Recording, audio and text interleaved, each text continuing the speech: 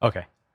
Hi, I'm Joe Reynolds. I'm the sound supervisor here at Theater Aspen. This is my second non-consecutive summer. I was not here last summer. However, I was here in 2023 in a similar role, the like role. I came back after I was at the Rev last season, and I liked the area so much up here that I decided to come back.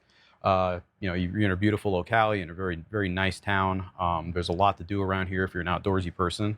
There's also a lot of art stuff up here during the summertime. They've got several different arts organizations and theaters and whatnot doing multiple things in the area. It's a great place to spend a summer. I don't know about the winters. I haven't been up here through that. But that brings me to the next point that this theater is winterized, and that from the months of, they close down mid September, and then the theater doesn't open again until mid May is when load in, I believe, begins. So everything is stripped down and put into storage. And after those, several months, half the year in storage, some of it's in climate control, some of it is not. It is then transported back over here, and you build everything from scratch. So this video is to help somebody who will be in the position next year, who might be me. I don't know if I'm going to come back yet, so this could potentially just be a reminder for myself or to potentially benefit the next person coming in. There is some documentation called the Sound Bible, which was has been updated a little bit throughout the years. We're still using a very similar system up in the grid as far as speaker hang goes, and the main meat and potatoes of the system. Some things have changed. I've done my best to amend and update all the documentation. I've come up with a couple of new things that I think will definitely benefit that were probably a little clunkier before. Um, yeah, so what we're gonna do is I'm just gonna grab my iPad here. We're gonna go through the place. I'll show you where everything is, what everything is, how I have it set up, and maybe some editorial after the fact of what would have been a better way to do it. Currently, we are doing Mamma Mia. The previous show that we opened this season with was Driving Miss Daisy, and we'll be closing out the season with Million Dollar Quartet. um, After Million Dollar Quartet closes, they do a small workshop festival here where they'll bring in, I think, six different new works, smaller works where it's typically a one person presentation. So it'll be like a writer, an actor, and a director. Sometimes those are under the umbrella of a certain one individual or multiple individuals. And it's really a lot of fun to get on the ground floor. It's a skeleton crew that you have working on that. Typically, you'll be just working with a lighting person. The audio person will be controlling, of course, the microphone for the actor. You do all the QLab programming. They'll provide you with audio and video files, and the videos are projected onto something or other. They didn't have the projections the first time I was here, but they've since incorporated a projector. But it's a very rewarding experience if you can stay through the entire summer to the very end, which typically goes to about mid-September. I'm scheduled to be here through September 10, and then I leave to go on tour. Um, but yeah, enough of the editorialization. Here we go. I'm going to take you through the tent at Theater Aspen. We're up here in what they're calling the Eagle's Nest. This is a like a platform above where the center front of house is, where the stage manager calls the show from. So you can see that's our Mamma Mia set down there with the ghost light out. I'm the only one here right now. Let's see. So up here is God mic. So that cable goes down and patches into the soundboard downstairs, of course. We've got our 704 calling station here. Lights is channel A, sounds channel B, and then the folks down on the deck are channel C. We are not currently using channel D right now. I did have the spots on there, but as it turns out, it works out better having all of the spots on the one channel through tech. So our designer was actually the board op during tech for this season. So he prefers to be able to have them all on one station because the way the comm is set up is unless the channels are linked and it's like a party line, only you can only talk to the channel that you're on, unless of course you're up here as the stage manager, then you can do whatever you want. So an interesting feature that we're doing with the 704 is we're using the announce out. So this button right here that says announce, there is an XLR output from there that goes to a small analog submixer that we have downstairs that distributes all of the program feeds to the trailers outside. More on that later. We're not using any of these. I don't think that any of those work. Those are video distros where you can split your video signal to send around to multiple places. Now, I don't know what your experience with video is, but video and SDI are not the same thing. Video is an analog signal. SDI is right there in the acronym, serial digital. It's a digital signal. They are not compatible without a dongle. Dongles cost money, add latency, and you have to power them too. So keep that in mind. Video is not SDI. Speaking of which, we have these two Black Magic screens, which only take SDI signal. So they have dongles, which add latency. It costs a lot of money too. So that is the IR shot right there. So during blackouts, we can see what's going on. And over here is where, let's see, can you see that a little better? There he is. That's where the MD is. So he's all the way upstage in the pit. So the stage manager can see him for queuing and whatnot. Headset and script. There's a small light here so they can see their script. And we've got a audio monitor, one of our Fostex. There are a lot of these around. They're great little monitors. Over here, that's where the lightboard op sits. There's a spot station there, another spot station there. They are both on comm, so there are a total of 4 people up here typically during the run of a show. The musicals anyway, which use the spots, and so that's 4 people on comm right there. Just over here is where the amps sit. This is 2 of the 3 amp racks that we have in the place. Right now, we're mostly running D&B stuff, so we've got some D12s and some D6 here. Some are rented, some are property of the theater. This area is where a lot of the cable comes in from the truss from the grid. Don't let it look like this. This is actually much better than it had looked in the past, but it still looks like shit. No matter how hard I tried to impress upon the other folks that work here that we didn't want it to look like this, it wound up happening again. So right when you're loading in, take care to know that this is the potential for sloppy work. Don't be sloppy, be a professional. Don't have it look like this. Okay, so this is the booth, the front of house position. Try and get you lined up a little better here. All right, we are running a Midas M32, and then we have an M32R as a sidecar. Having the 32 by itself with the stage box does not give us the I/O necessary for these larger musicals. The casts, I think I've had up to like around 20 people in the cast here, which isn't a huge musical, but more than a single one of these consoles and a stage box can accommodate, because typically we have 6 musicians also, and then we have audio for the infrastructure. So the sidecar is actually what goes down to the pit, attaches to the stage box through your Cat 5 cable. There is a specially rated STP cable, which is like a double shielded type of a thing that you want to use for that connection. So between the two, we're getting around 60 functional inputs or something like that. How you actually get the 2 consoles to talk to each other will be a topic of another video. I'm going to have my current A1 Owen. He's going to explain a little bit more to us about how these boards share information digitally over AES, and we'll go into the setup tab and the routing tab, and we'll actually show you how we're making those connections. Because if I show you the back of these boards, there's not a lot coming out of the sidecar console in the back to actually patch into here, because we're all doing that via USB to the computer and then through a data connection between the 2 consoles over the AES network. Let's see, you can see the grid up here. Closest to me here, there are a set of 3 delays. Those are rented D&B Audio-Technica E5s. They patch into one of the D6s upstairs. Just a little beyond that, you can see our exploded cluster is what I like to call that. It's comprised of 3 Q10s. That's the center one there, and then we have a left and right as well. I'll bring you out and give you a little bit better of a view of the grid, but just from here gives you a fairly good vantage. You're primarily, when you're mixing, you hear this delay. So it's basically pointed right at you. It gives you a great idea of what's going on.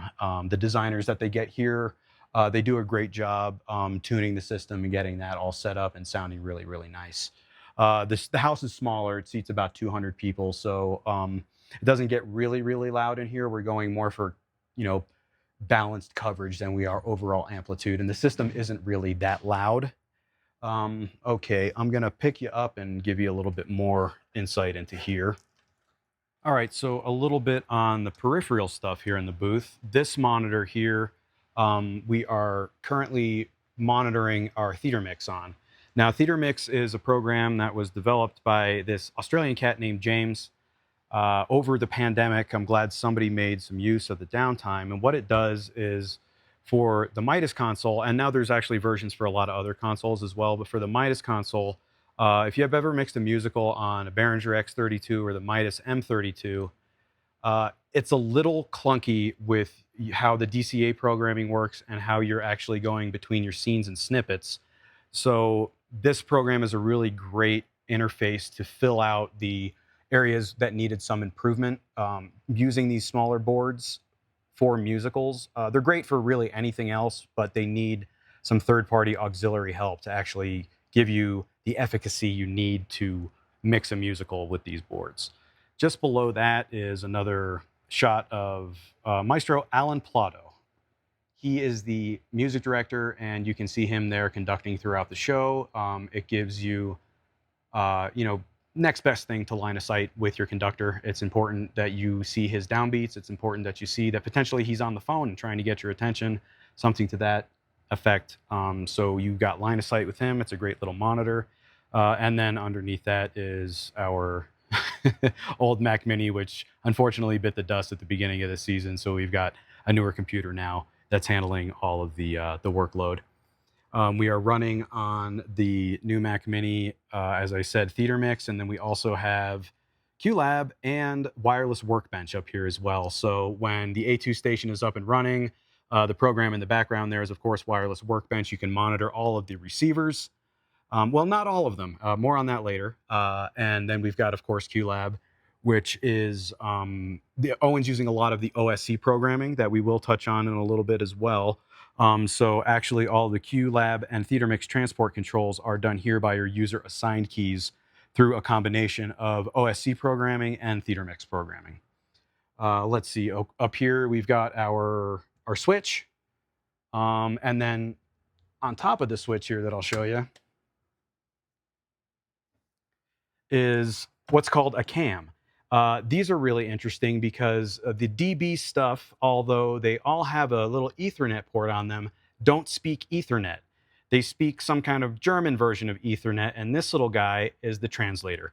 So this allows for the DSP program through the what's it called, V1 or something like that, where you can do your time alignment, setting it for the different speakers and such.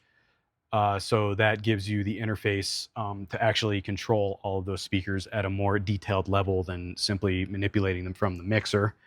Crossover points, all sorts of, DSP, speaker management. It's kind of like, what do they call it? Like a compass system for the Meyer stuff, if you're familiar with that. Okay, down here, I'm going to go ahead and get a little bit more light. This is our old, what is it? It's a Yamaha MG16. Now, what this is being used for is we have a couple outputs that come out from the back of the M32, and one of them is coming out of the back of the 704 upstairs at the stage manager station.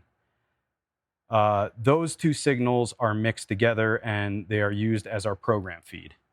So you can see here, sorry, I've got this little light on my head to try and make this a little more visible. Okay, this is going to be challenging. So you can see channel 2 there. That is the signal coming in from upstairs. Channel 5 is the signal coming in from the back of the M32. These are Yamahas, so there's not a mute button. There's an on button. It's a little backwards if you haven't used a Yamaha. Basically, the whole console's upside down, but that's a good thing to know, is that it's an on and not a mute. So you can see up here, I'm using the various aux outs and group outs, and the mains. The mains have an XLR out, and they also have a balanced quarter-inch out.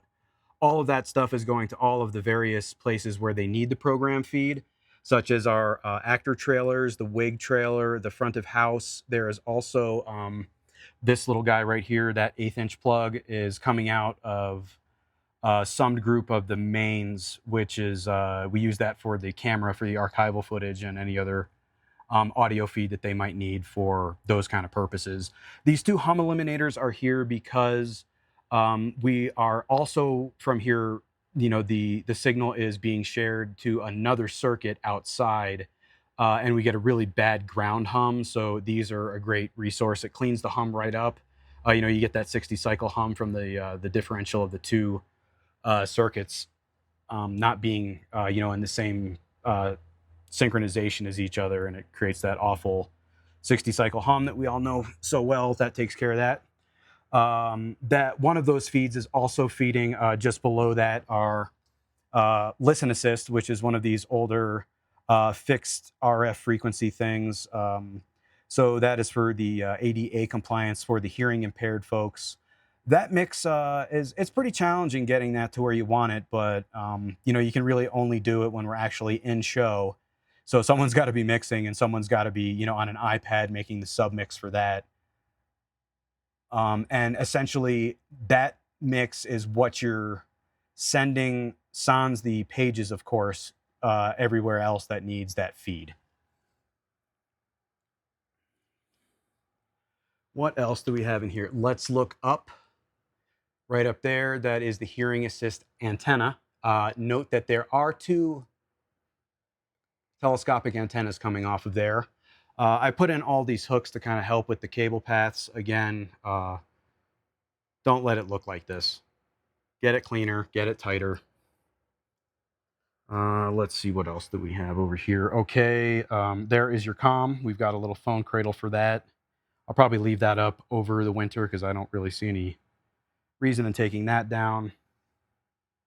And during tech, we actually just chain the sound designer's comm right out of the bottom of this, and that gives him very easy access into the comm, and then it's not a whole reroute, rewire to get the designer in on the action so they can talk to us backstage and the stage manager. All right, so let's see, where are we going to go now? All right, so here I am on the stage looking performer's perspective at the front of house. You can see we are positioned right there underneath the disco ball. Sorry, get that work light out of your face. So flanking that are two monitors that give you a shot of the MD. So they can see on stage what's going on. So they can see his conducting for the starting and stopping and all that great stuff. And let's see if, try to get a better view of, there is an E5, there's another E5, and all the way on the other side, another E5. They're all boomed out a little bit on schedule 40 from the main truss. There is an AC26, and then there is another one mirroring on the other side. That is the downstage foldback for the performers on stage. The exploded cluster, the three Q10s. Then these are referred to as the mains and the front fills, which can get a little confusing because we do have smaller E4s that are functioning as front fills as well on the floor. So we've got the QSCK10 there, and above that is the L Acoustics something or other. I forget the alphanumeric gobbledygook they call that one. Okay, so yeah, the E4s that we have down here, there's a pair daisied left and right, and then group of three on the floor. It's a pretty similar combination for all the musicals to give the vocals a bit of reinforcement for the front row to have these here. They're not always in the same place. These were extended out from the stage a little bit because there's this overhanging piece. So the actual stage starts right here. So this a little extension, even with the duve on it and whatnot, was overhanging the speakers and not giving them the throw that the designer wanted. Let's see. Over here on the goal post, we've got one of our shark fins for the ULX. That antenna is going backstage to the A2 station. That is probably it from back here. You can see the truss. There's a piece on either side, going all the way up to the eagle's nest. So that is where all of our cable runs come out. What we do to try and minimize the interference between the two is electrics goes on top or inside of the truss, and we're hanging on those anodized hooks on the bottom for sound and video. A little further upstage, we have another pair of the JBL AC26. They basically fold back the rest of the stage from the proscenium upstage. So the entire coverage is given to us by just four of those little thin ones, and it's pretty adequate. We don't actually put any vocals in the fold back for this show, which is really nice, so we can get a really comfortable stage volume, and between the four speakers, it sounds really nice up here. This is where my other amp rack is, backstage right. All right, so we've got a little illumination now. We are backstage right. This is the third amp rack, whereas the two that I showed you up in the eagle's nest are, majority of those are feeding things that the audience hears. This is more infrastructure stuff back here.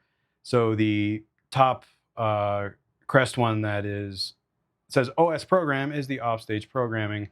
So we can see we've got a little JBL control monitor right up there. There's one on the other side as well that folds back program feed to the folks upstage of the proscenium. So typically there's an ASM back over here so they can hear what's going on.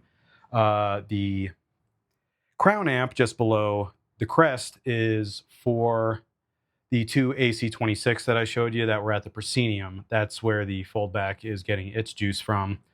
The large JBL beneath that is powering the sub, which is right there. There's a piece of duvetine over a little cutout on the proscenium where the subs come through. It doesn't give you a really, really balanced sub sound out in the house because it's facing a wall through the VOM, but overall it gives you a pretty good effect. Let's see. And of course, if you don't put your amp rack on top of this sub, they're going to use it for some other thing back here. They're going to put props on it or, whatever the heck else. So I figured we just use audio stuff for audio, keep it on the family. These are the EBL rechargeable batteries we have since gone to this season. They do not last as long as the alkalins, but I think over time it's going to wind up saving a lot of money. Even when you have to replace the batteries after about 50 or so charges, they begin to diminish. You still get you keep the docks and then you just buy new batteries. And it was a couple $100 cheaper actually to get this than it was to get a like amount of alkalins. So that's a pretty easy solution. Save the planet and all that. This screen here is actually mirroring the 32 edit app from front of house. So this is not from the A2 computer back here. We've got a network switch here, so we're doing even more screen sharing from up front. So we're using it as a teaching tool. So the A2 can watch the A1 mix and at least watch how the DCAs are being called into play and all of that kind of stuff.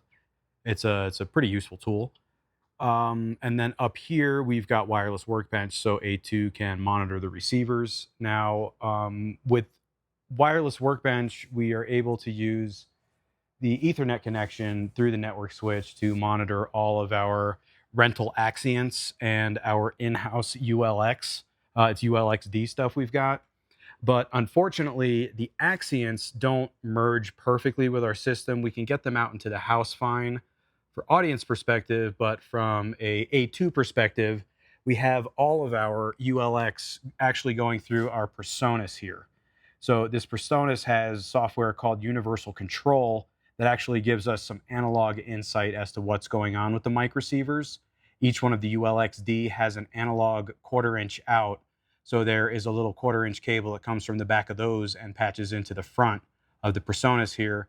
And then using the universal control, which is unfortunately not in play during this show because of our amalgamation of digital and analog mics, it's not really effective to have that running as we would like it. So in the future, I'd like them to only get Axients when absolutely necessary. They purchased them, rented them actually for this show because there's a scene where they're in bathing suits, which, unless they were in Speedos, it's not going to really have that much of an impact. So it's probably better to just save the money and use what we have. and tell the designer too bad Charlie, but that's really not the credo around here. Below that is network switch. Below that we have 2 channels of ears, so those are receivers that we can use for various things. We had a prompt station set up earlier that we thought we might have to use. We wound up not using that, but we were going to wind up using the in-ear for that. We've used those before to source local speakers, their location on stage. Coming up for Million Dollar Quartet, we're actually going to put a keyboard into a piano shell, and then we'll wind up using one of these in-ear receivers to send signal to a Bluetooth speaker that will be in the piano, so it actually sounds like the sound is coming from the piano for those scenes where it won't be amplified, but we'll want to localize the instrument on stage. Underneath that, power for the receivers and the powered antennas. Down on the bottom there is some storage. Another one of those PRG audio video distros that we're not using, vestigial from bygone era here. Right up here, A2 can monitor through the Fostex. We've got 2 paddles for the Axient back here, and then one of these paddles is for the ULX. I showed you the other already that was out in the front of house. The Axient stuff, the antennas are really great. They have an amplified antenna on board in the rack unit, and they seem to work a little bit better than in conjunction with the ULX as far as where the position of the antenna goes. So we're getting away with having all that stuff backstage here. Those are the bedazzled handhelds. We're using a combination of labs and handhelds for this show. So this is the little A2 station. They've got all their drawers that are full of, condoms and micropore and tegaderm and all that great stuff that they use back here in A2 land to build mic rigs and to adhere the rigs to the actors' heads. We put this in. So this is in line headed over to the conductor out of the out of the back of this deck here, which gives us our wireless comm backstage. There's the output for the sound, which is channel A here. The output of that chains directly to this, and then this goes over to the MD. I'll show you the pit in a second.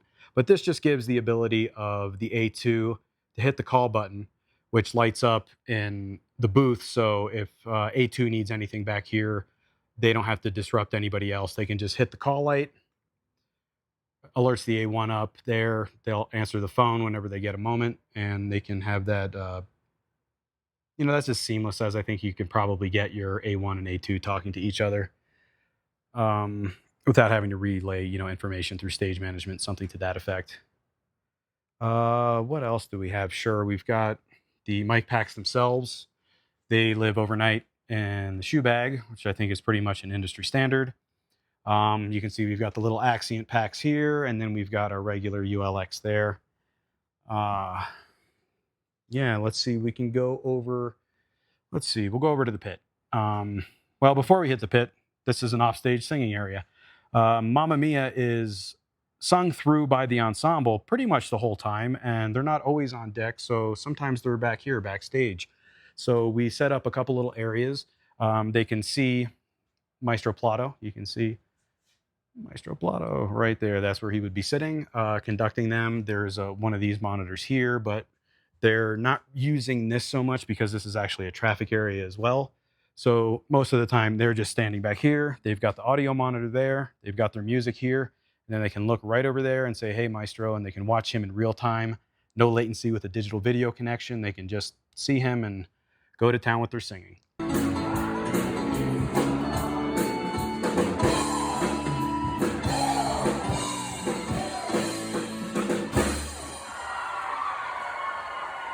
This is Carter's spot here, keys 2, assistant music director.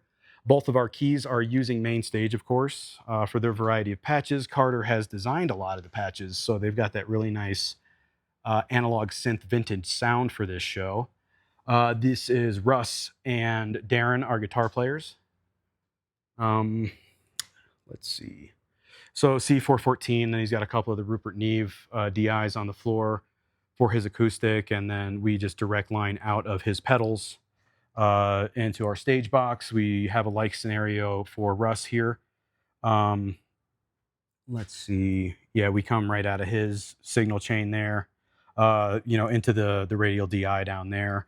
This is the hearback system, personal monitoring. So if a P16 is a knockoff of an Aviom, this is a knockoff of the P16, I guess. I don't know chronologically how they came out, but these aren't great because it's only 8 channels. So we've got 6 people in the pit, and then we're also trying to monitor a talkback mic for the conductor, a click track, and they need to hear the vocals. So we had to get pretty creative with how those are coming through to the 6 musicians who also need to be able to monitor themselves. Maestro's spot up here. I'll just probably get his perspective to give you a little bit more of his perspective. So there's his talkback mic, which is only coming through the system back here. He has a little stage shot there so he can see what's going on up there. Where is it? Right there is his camera. So that's the shot that you'll see up at front of house. I am broadcasting the picture of the photograph of the video right now to front of house as we're filming this video. He's playing the Kurzweil. There is his comm. He has an advanced pedal, a damper, and an expression pedal. That's pretty standard for your main stage rig for the keys. His hearback is right over here. And then there is his iPad, which he uses for his click. That goes into a DI. So he's got a couple DIs on the floor to accommodate his outputs of the Focusrite that he's got over there that interfaces with main stage. And there are his DIs on the floor. The 2 radials are for the keyboard, and the boss, that's for the click. Mike, our bass player, he's got this big, huge spread over here of area. He just comes directly out of his pedal board. Nothing crazy special going on with the bass, except for the player himself. He's got the 5-string. Ooh. Drums, Julie. So this is Julie's spot. We are top and miking the snare. Oh, look at that. The snare's gone missing. So you can actually see the bottom mic. You can see what a genius thing I did with putting this little boom on a tripod to meet up with the top mic. Maybe she had a gig or something like that. Who knows? Maybe she's changing the head. So snares top and bottom mic, kick is in and out mic. Then there is mic on tom 1, tom 2, and then the tom 3's got the Sennheiser 421 on it. Then we've got the pair of overheads, so no digital percussion going on with this, just a little bit of trap stuff. So really, really easy drum setup as far as that goes. No MIDI, no modules, just skins. Another offstage singing area over here. There is a monitor. These are just little interchangeable panels that we can put there behind the player to kind of minimize the bleed. It is pretty loud back here with the drums, of course, so we've got all the shields and acoustic material. So offstage singing area and another monitor there so they can see the conductor, music stand, Fostex 6301B. There is Dimmer Beach. And we're backstage right here, so we'll probably conclude this, head outside. All right, so coming outside of stage left over here are our... Sorry, I'm turning off my headlamp. Dressing rooms. These 2 trailers. You can see that there's a couple lines going to either of them because they need to be able to hear paging out here. So this is always a bit of an elaborate setup in the beginning as far as getting the proper levels here. This one I wanted to show you because it has one of the hotspots and it also has the Fostex. So this particular trailer needs 2 audio feeds because the through port on the back of the hotspot here, I don't know if it's an impedance thing or what, but it will not feed the Fostex. It will feed another hotspot, but not the Fostex. Don't waste your time. Listen to what I'm saying it just won't work. But I tried numerous different things to get that through port to feed the input of the Fostex. Does not work. So that's something important that I wanted to mention. They need show feed and they need paging out here. What we did initially was I had somebody go up to the 704 at stage management, another person go down to the little Yamaha mixer that I showed you at front of house, and then another person come out to the trailers here where we set levels for everything. So we're all on comm, we're all talking to each other, telling each other to adjust levels, doing test pages. So it's a bit of work doing that, cut out a couple of hours, but get it sounding right. They will need this. It's very show critical that they hear what's going on out here. All right, so this is the lobby, ticket booth there, the box office, and then right here on concessions we have a front of house shot, so they see in the lobby what's going on in the house. And then on top of the ticket booth, we've got two audio monitors up there. Hi, Madison. I'm just going to show behind Madison here that we've got, there's a mixer and then there's also a combat box back there. They're not using ComBox for this. And they do use that mixer a little bit for, there's a microphone going into it for lobby paging and such. There's also a little aux cable going into it for, if they want to play music for pre-show and intermission. And that's where our feed comes into. I think I mentioned from our board goes straight out there. No, actually, that comes from the sub mixer. Yeah, the little Yamaha down there. Saves a lot of outputs using that old analog console. So I know I threw a lot of information at you throughout this video. I really, really hope it's helpful. There's still a lot of other stuff. I'll provide some information to get into contact with me should you need to ask me any questions. I'm really happy to help. I'm very busy, so please don't wait till the last minute to try and hop on a call or something like that. Let's correspond with email first and then see what we have to do beyond that to get you to be successful. Another thing I just wanted to touch on briefly is the apprentices. You'll be provided with 3 apprentices here, and it's part of your job to make sure that they have a great experience. And that's fraught with challenge as well.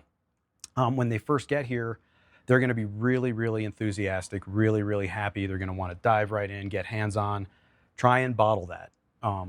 Keep it going for as long as you possibly can. They're here for a while.